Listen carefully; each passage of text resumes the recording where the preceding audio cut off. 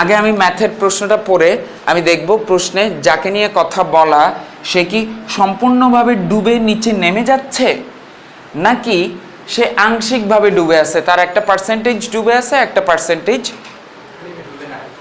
ডুবে নাই উপরে, এরকম। বস্তু কি সম্পূর্ণ ডুবন্ত নাকি আংশিক ডুবন্ত? বস্তু যদি সম্পূর্ণ ডুবন্ত হয় তাহলে আমি অপসারিত তরলের ওজন বলবো বস্তুর হারানো ওজনের সমান, আর বস্তু যদি আংশিক ডুবন্ত হয় আমি অপসারিত তরলের ওজন কার সমান বলবো? বস্তুর সম্পূর্ণ ওজনের সমান বলবো।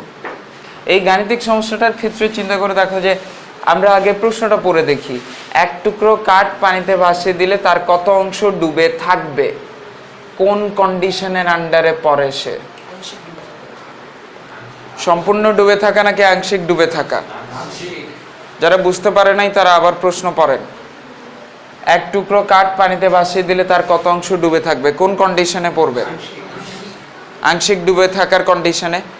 আংশিক ডুবে থাকার কন্ডিশনে পড়লে আমরা আংশিক ডুবে থাকার সূত্রটা ইউজ করব। আগে চলো আমরা ডাটা লেখার চেষ্টা করি। ডাটা কি বলা আছে?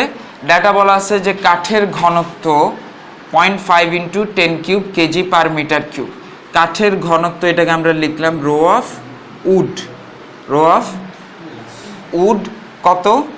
0.5 × 10³ কেজি পার মিটার কিউব। কথাটার মানে হচ্ছে 500 কেজি পার মিটার কিউব। পানির ঘনত্ব কত বলা? 10³ মানে 1000 কেজি পার মিটার কিউব। আমরা ধরে নিলাম এখানে কাঠের কত অংশ ডুবে থাকবে, এই ধরনের একটা প্রশ্ন করা। আমরা ধরে নিলাম কাঠের সম্পূর্ণ আয়তন হচ্ছে ভি মিটার কিউব, আর কাঠের ডুবে থাকা অংশের আয়তন আমরা ধরে নিলাম V1 মিটার কিউব। এখন প্রশ্ন পড়েন, প্রশ্নে কি চাইছে? কত অংশ ডুবে থাকবে, তার মানে কি কতটুকু ডুবে থাকবে বলে নাই, কতটুকু ডুবে থাকলে V1 এর ভ্যালু চাইছে। কত অংশ ডুবে থাকবে, তাহলে আমি কিভাবে বের করব? V1 যতটুকু ডুবে আছে ডিভাইডেড বাই আমার টোটাল আয়তন। আমরা জানি এটা কোন সূত্রের মধ্যে পড়ে? আংশিক ডুবে থাকা বস্তুর ক্ষেত্রে। তাহলে আংশিক ডুবে থাকা বস্তুর সূত্রের ফরম্যাটটা আমরা এখানে দেওয়ার চেষ্টা করি। ওকে, আচ্ছা, সম্পূর্ণ বস্তুর ওজনটা লেখার চেষ্টা করি। সম্পূর্ণ বস্তুর ওজন মানে কি? বস্তুর ভর ইন্টু বস্তুর অভিকর্ষজ ত্বরণ। বস্তুর ভর ইকুয়াল টু কি? বস্তুর আয়তন ইন্টু বস্তুর ঘনত্ব। এম ইকুয়াল টু কি? ভি রো না? এটা কোত্থেকে পাইলাম? আমরা জানি ঘনত্ব rho equal to M by V, সেখান থেকে M equal to V rho. আমরা এই ক্ষেত্রে কোন সূত্র অ্যাপ্লাই করতেছিলাম?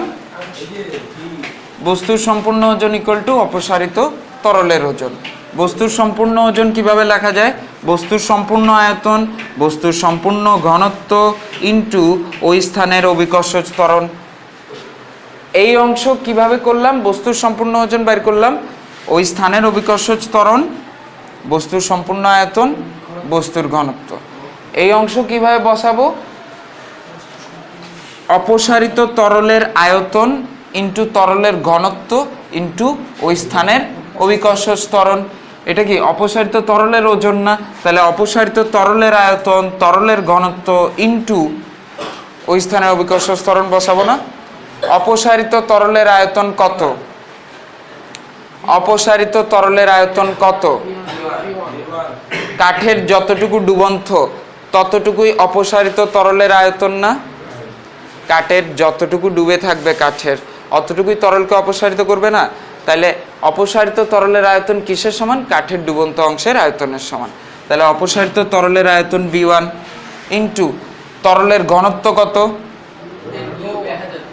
রো ওয়াটার, আপাতত এইভাবে লিখে ফেলি, পরের লাইনে ভ্যালু বসাবো, ইন্টু ওই স্থানের অভিকর্ষজ ত্বরণ কত? জি। ইকুয়েশনটা থেকে আমার টার্গেট এইভাবে যাওয়া, তাই না? আমি পরের লাইনে করতে পারি কি? জি জি কেটে দিতে পারি। তারপরের লাইনে আমি কি V1 বাই ভি বানানো টার্গেট না?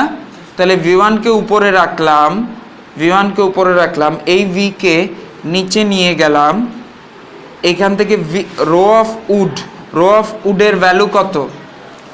500 আর রো অফ ওয়াটারকে নিচে আনলাম, রো অফ ওয়াটারের ভ্যালু কত? তাহলে পরের লাইনে V1/V এর ভ্যালু কত? অ্যান্সার তোমাকে যদি বলা হয় কত অংশ ডুবে আছে, তুমি বলবা অর্ধেক অংশ ডুবে আছে, তাই না?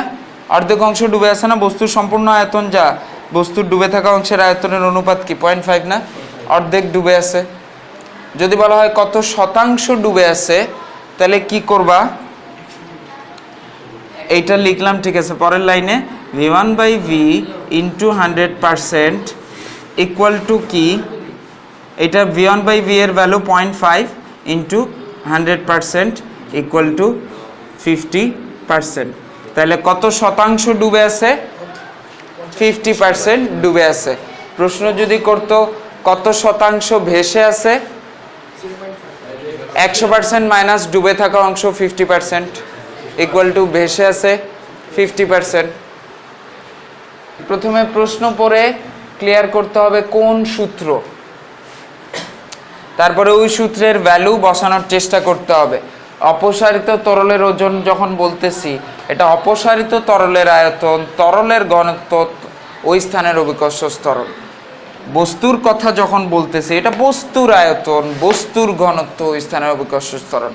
অনেক ব্যক্তি এখনো কথাটা খেয়াল করে নাই, এই জায়গায় যে ভ্যালুগুলো বসবে এগুলো কার বসবে? আর এই জায়গায় যে ভ্যালুগুলো বসবে এগুলো কার? তরলের। ঘনত্ব বসলে এই সাইডে কার ঘনত্ব বসবে? তরলের। যখন ভিতরে ঘনত্ব যদি বসানো লাগে, কার ঘনত্ব বসাবো? বস্তুর। এই কথাটা খেয়াল রাখতে হবে। অভিকর্ষ ত্বরণ তো একটা জায়গায় একই। এখন একটা ব্যাপার একটু খেয়াল করে দেখেন, সূত্রের মডিফিকেশন। সেটা কি? যে অভিকর্ষ ত্বরণ, এইখানে বস্তু যেখানে ডুবতেছে, তরল তো সেখানে অপসারিত হয়েছে, তাই না? অন্য আরেক জায়গায় হয়েছে, বস্তু ডুবতেছে বঙ্গোপসাগরে আর তরল অপসারিত হয়েছে ডেড সিতে, এমন তো কিছু না। মানে এই জন্য তো এখন একই স্থানে যেহেতু অভিকর্ষ ত্বরণ হচ্ছে, উভয় পাশে জি এর মান কি? একই না? তাহলে ইকুয়েশনটা এইভাবে খেয়াল করো যে এই পাশেও ওজন, এই পাশেও ওজন, তাই না? সূত্রে এই পাশেও ওজন, এই পাশে ওজন, এই পাশ থেকেও জি আর এই পাশ থেকেও জি যদি কেটে দাও অসুবিধা তো নাই, কারণ দুই পাশেই জি এর মান কি? একই না? একই জায়গায় এক্সপেরিমেন্ট হচ্ছে। তাহলে এইটা আমি কি পাইলাম? আয়তন ইন্টু ঘনত্ব মানে ভর। আয়তন ইন্টু ঘনত্ব মানে কি? ভর। এখানেও কি পাইলাম? আয়তন ইন্টু ঘনত্ব মানে কি? ভর। তাহলে এই সূত্রটাকে বস্তুর সম্পূর্ণ ওজন না বলে আমি এইভাবে মডিফাই করে বলতে পারি, বস্তুর সম্পূর্ণ ভর আর তরলের সম্পূর্ণ ভর। এভাবেও বলা যায়। কেন? ভরের সাথে জি গুণ করলে, ভরের সাথে জি গুণ করলে ওজন ওজন লেখা যায়। জি জি তো সমান, তাহলে জি জি কেটে সূত্রটাকে আমি বলতে পারি না, খালি ভর দিয়ে বলতে পারি না? তাহলে অনেক ক্ষেত্রে দেখবা বইয়েও বা অন্যান্য সমাধানমূলক অংশে কি করা, অনেক জায়গায় তোমার ভর দিয়ে অঙ্ক করা। ভর দিয়ে অঙ্ক করা যে কথা, ওজন দিয়ে অঙ্ক করা একই ভ্যালু, একই স্থানে যখন তুমি কাজ করতেছো। তাহলে এই সূত্রকেও চাইলে ওজনের জায়গায় তুমি মডিফাই করে কি লিখতে পারো? ভর। কারণ কি? ওজন ইকুয়াল টু কি ছিল? ভর ইন্টু জি ছিল, তাই না? এখানে ওজন ইকুয়াল টু কি ছিল? ভর ইন্টু জি। এই জিটা একই স্থানে না? এই জি আমি কেটে ফেললে এটা ভর ভর শব্দটা দিয়ে আমরা বলতে পারি না? তাহলে সূত্রটা ভর দিয়েও বলা যায় অথবা ওজন দিয়েও বলা যায়। সাধারণত কত অংশ ডুবে থাকে বললে আমরা শতাংশ না বের করে আমরা বের করব যে 0.5 অংশ ডুবে আছে, অর্ধেক অংশ ডুবে আছে। আর কত শতাংশ ডুবে আছে বললে আমরা বলবো 50% ডুবে আছে। এই জায়গায় যদি প্রশ্ন বলতো কত শতাংশ ভেসে আছে, তাহলে আমরা ডুবে থাকার ভ্যালুই বের করতাম। এই লাইনটা ভেরি ইম্পর্টেন্ট। এইখানে তোমাকে যদি প্রশ্ন বলতো যে কত শতাংশ ভেসে থাকবে, তাও তুমি ডুবে থাকার পার্সেন্টেজ বাইর করতা, তারপরে 100% থেকে ডুবে থাকার পার্সেন্টেজ মাইনাস করে যা থাকতো বলতা সেটা ভেসে আছে। কি বলছি বুঝছেন? ডুবে থাকা চাক, ভেসে থাকা চাক, তুমি ডুবে থাকা বের করবা, তারপর 100% থেকে মাইনাস করে ভেসে থাকাটা করবা, তোমার জন্য ইজিয়ার হবে।